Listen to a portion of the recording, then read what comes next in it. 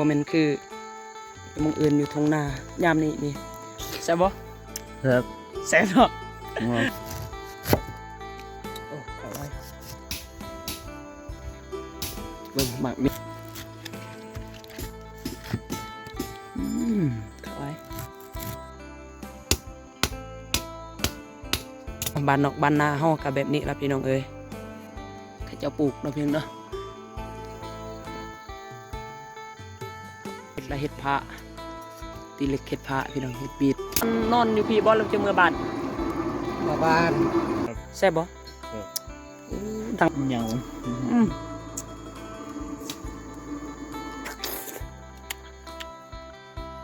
กับสวัสดี FC กับบอไซเบิร์ดสู่คู่สู่คนพี่น้องยินดีตอนรับเก่ากับสู่ซ่องบอไซคือเก่านะพี่น้องเนาะอยู่กับซ่องบอไซอยู่กับบอไซพี่น้องหลังจากที่บอไซได้หางหน้าหายตาก็ถือว่าซองเก่าของบอไซบ่ได้ใส่นะพี่น้องเนาะบอไซได้เขามาใส่ซองพี่น้องเอ้ยบอไซสตูดิโอนะพี่น้องเนาะมี FC กับบอไซเบิร์ดสุขคนก็อย่าลืมฝากเป็นกำลังใจคือเก่าให้บอไซเด้อพี่น้องเด้ออยู่กับซองไม่ลักษณะซองไม้ซองเก่าบ่ใส่สร้างแต่รุ่นพี่น้องฮักกะกูคืนได้เนาะพี่น้องเนาะบ่ใส่ก็สิได้เก็บภาพถ่ายทำบันทึกวิถีชีวิตกันคือเก่าพี่น้องให้สุพิสุน้องเฮาเด้อพี่น้องเด้อให้ได้เบิ่งได้ชมนํกันพี่น้องตอนนี้บ่ใส่อยู่ที่ทุ่งนาอยากเบิ่งพี่น้องๆเฮาดำรงชีวิตอยู่เขตนี้พี่น้องบรรยากาศก็โคตรดีพี่น้องเอ้ยโอเคทุกคนถ้าพร้อมแล้วอย่าลืมฝากเป็นกำลังใจบ่ใส่เด้อพี่น้องเด้อด้วยการกดไลค์กดแชร์กดติดตามช่องบ่ใส่เพื่อรับแจ้งเตือนในคลิปต่อๆไปพี่น้องในคลิปที่บอไซจะลงให้พี่น้องให้ได้เบิ่งได้ชมโอเคทุกคนถ้าพร้อมแล้วก็ลุยไปเบิ่งนำกันเลยพี่น้องเอ้ยนี่พี่น้องนี่คือภาพบรรยากาศรวมพี่น้องอยู่ที่ทุ่งไร่ทุ่งนาพี่น้องหลังจากที่บอไซได้หางหน้าหายตาไปโดนเติบพี่น้องเอ้ยไปพี่น้องทางพี่น้องพี่น้องเนาะเราจะมาทางพี่น้องเราจะเบิ่งอันนี้ก็จะเป็นเที่ยงเขาเจ้าเด้อพี่น้องเด้อเที่ยงนาเนาะกระต๊อบอยู่หน้าเขาเจ้าที่ได้ดำรงชีวิตย่ำนี้ก็ค่อนข้างบ่อยากมีคนอยู่ได้พี่น้องเพราะว่าวิทย์แล้วพี่น้องดำหน้าแล้วก็ได้เมื่อบ้านพี่น้องกับเมื่อบ้านได้ภาพบรรยากาศช่วงกายจะเป็นแบบนี้พี่น้องอยู่เขตชนบทเฮาบ้านนอกบ้านนาเฮาก็แบบนี้ละพี่น้องได้แบบนี้เนาะไปเบิ่งทางในพุ่นมีคนอยู่ทางในพี่น้องคนวิถีชีวิตนี่ค่อนข้างที่หาเบิ่งยากค่าดูยากนะพี่น้องเนาะไปเบิ่งนำกันพี่น้องป่ะ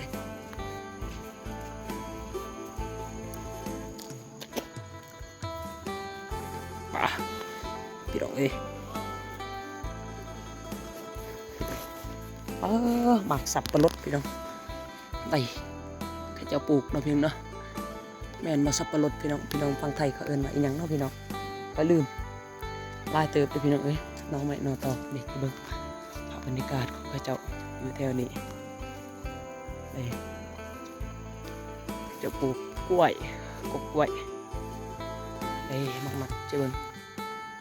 ใส่เอิ้นมักพี่น้องกล้วยเขาเจ้านี่จะเบิ่งตาสะออนอะไร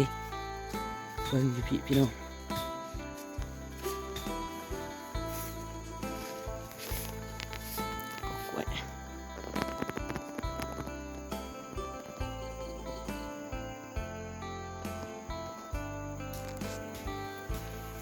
ไปถ้าพุ่นละลุยพี่น้องลุยงานเราพี่น้อง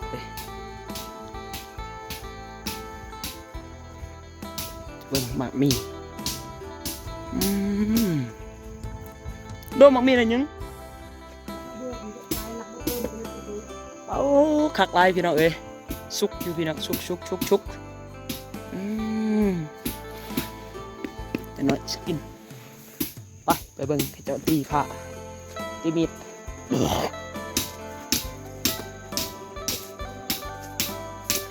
บ่เติมหน้ายังโดมามีพี่น้องอุดมสมบูรณ์ดีพี่น้องจะมาได้ยังปลาปืนจักคะปลาปืนปลาบิน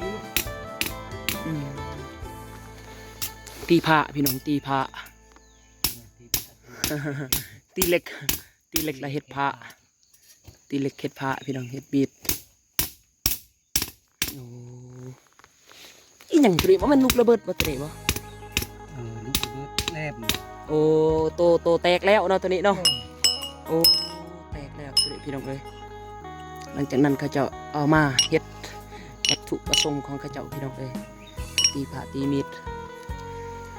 จะเคยตีผ้าตีมีดอีหยังเจ้าขายบ่ไอ้หรือว่า จะใส่เอง บอลบ่ โอ้จะใส่เองเนาะโอ้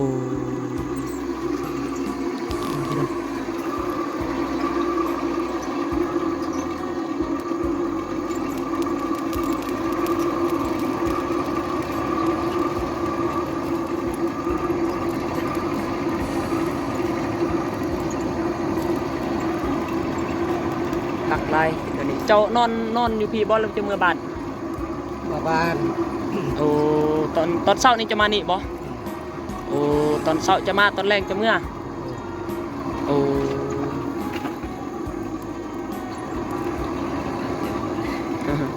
หมวกวะ ว่าอาบก่อน เออเพื่อนขึ้นมักมีติเพื่อนมาหามักมีเลยเมฆก็มักมีเป็นมาจะขึ้น นี่แหละมายกจำฉากเลยคนจำเว้ยมาจะไอ้ ขึ้นแล้วเขายิงอยู่มาเลยนะครับยัง เตะตีอาดมก็เติมมาสิ ก็เวลางั้นดอเตะกันเดียดกัน หลักเอ็นดิเด้เอ็นดิเลย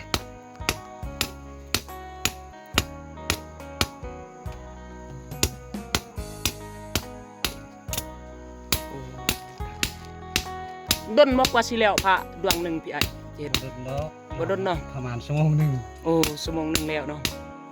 โอ้สมองหนึ่งแล้ว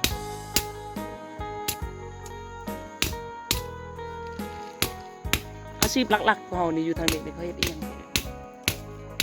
เฮ็ดไทยเฮ็ดนาบ่ ให้เฮ็ดนาเฮ็ดชวน เออ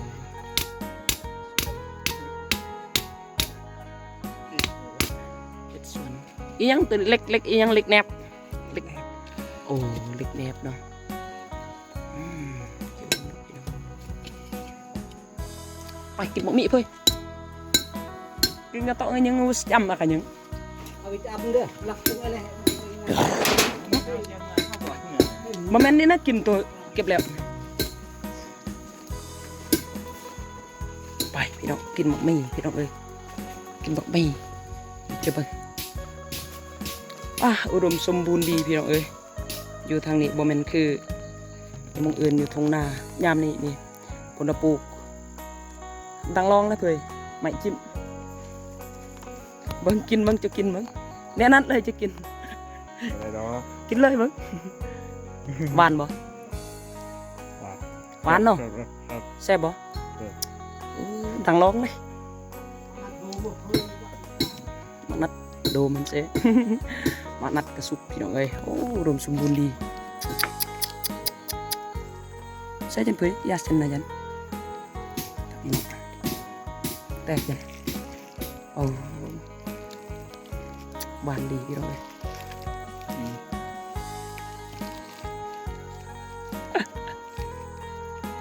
นี่ขักไรพี่น้องเอ้ยมาพี่น้องกินน้ำปลาไส้พี่น้องเอ้ยมาพอมามีเด็กไปเบิ่งแซ่บครับพี่น้องเอ้ย เหนียว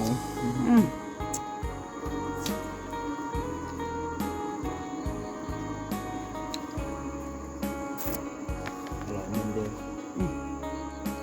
แซ่บครับเด็ดขนาดนี้เฮ้ยกัด เจ้ามุก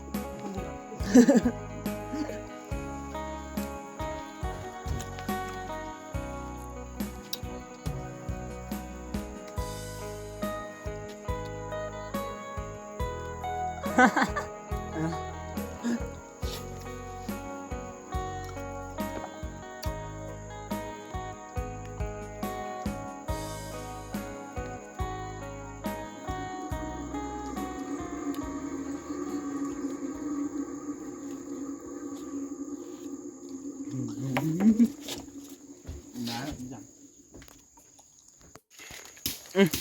สิเห็นยัง อาหารอร่อย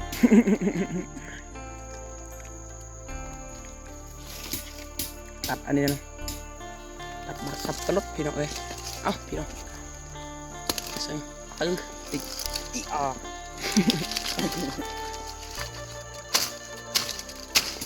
แบะ โอ้เล่น ไปพี่น้องกินหกสับปะรดกัดสมตักเลย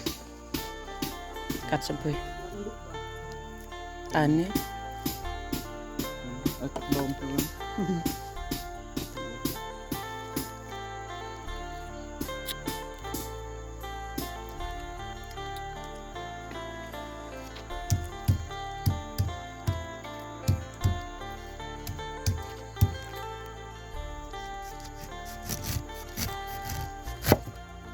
โอ้ขายไว้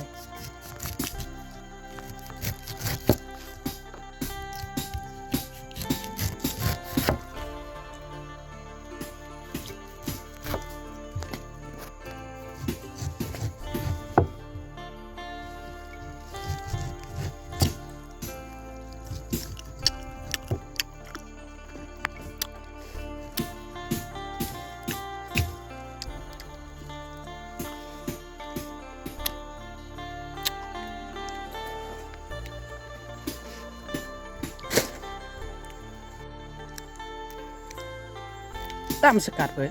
เนื้อรีงาม มาเหลียไม่ได้กันได้มาพี่น้องเอ้ย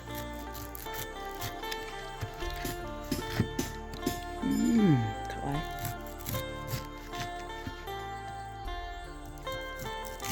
กินอะไรบ่ได้จนเอาลูกเข้าได้ ตาสมีแซ่บบ่ ครับ แซ่บเนาะ งอ แซ่บไรกินไรแซ่บไรนั่นยังเยียงยังอากาศอยู่อ่ะพี่น้อง